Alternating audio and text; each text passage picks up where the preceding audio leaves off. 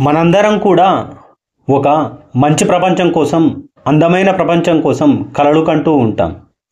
కానీ అందమైన ప్రపంచం అనేది ఎక్కడి నుంచి వస్తుంది? ఆ అందమైన ప్రపంచం నిర్మించడానికి కావాల్సిన మార్పు అనేది ఎక్కడ మొదలవుతుంది? ఎప్పుడైనా ఆలోచించారా? నీకు భద్రతతో కూడిన ప్రపంచం కావాలి అంటే నువ్వు దేనికో ఒకదానికి భద్రత కల్పించాలి.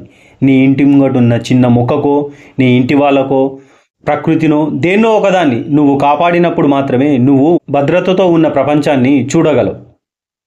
నీకు ప్రేమతో నిండిన ప్రపంచం కావాలి అంటే నువ్వు ఒక నలుగురికి ప్రేమ పంచగలగాలి, నలుగురితో ప్రేమగా మాట్లాడగలగాలి. అది నీ కుటుంబం కావచ్చు, నీ స్నేహితులు కావచ్చు, ఎవరైనా కావచ్చు. ఆ నలుగురు.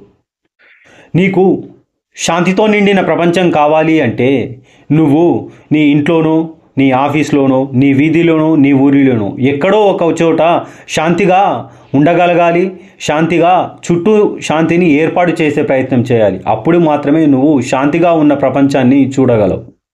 గుర్తుంచుకో మిత్రమా, మార్పు కోసం నువ్వు పెద్ద పెద్ద పనులేం చేయక్కర్లేదు. చిన్న చిన్న మార్పులే మన జీవితాన్ని, మన చుట్టూ ఉన్న వాతావరణాన్ని ఎంతో మారుస్తాయి. మనం ఎలా ఉంటామో ప్రపంచం మనకు అలాగే కనిపిస్తుంది. కాబట్టి నువ్వు మంచివాడిగా ఉండి నీ చుట్టూ ఉన్న వాళ్ళని మంచిగా చూడు, మంచివాళ్ళుగా మార్చు.